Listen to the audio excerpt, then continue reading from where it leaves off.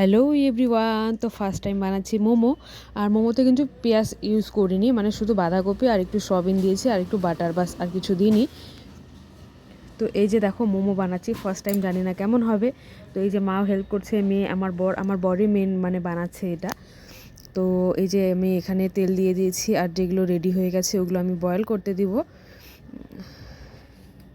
তো এই যে আমি একটু হাই বলে দিলাম, কেমন লাগছে আমাকে একটু বলো। তো এই যে দেখো, তারপরে হচ্ছে ওখানে মোমোগুলো যতগুলো হয়ে গেছে ওগুলো দিয়ে দিব। আজকে যদি ভালো হয় তারপরে একটা মোমো স্টিমই নিয়ে নিব ভেবেছি, ছোটোটা, বেশি বড়টা নেব না।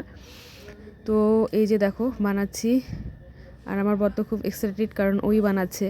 তো এই যে দেখো, প্রথমবার তো তাই একটু টেরাবেকা হয়েছে, দ্বিতীয় নেক্সট টাইম বানালে এর থেকে অনেক ভালো হবে, তাই না?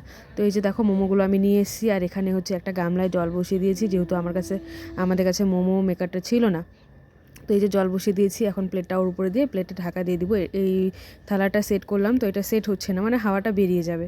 তো একটা অন্য থালা দিয়ে, মানে যাতে হাওয়াটা না বের হয় ওই হিসাবে একটা থালা দিয়ে আমি বসিয়ে দিলাম গ্যাসের ওপর।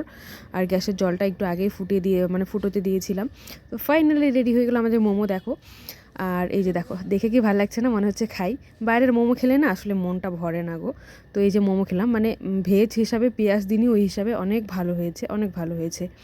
তো এই যে খাচ্ছি, আমার তো খুব ভালো লেগেছে। তারপরে বড় আসলো, বরকে জিজ্ঞেস করলাম কেমন লাগলো, তো সবাই বলছে ভালো লেগেছে, মা বাবা আর আমার মেয়ে তো স্পট খাওয়ার, ও 3টে খেয়েছে।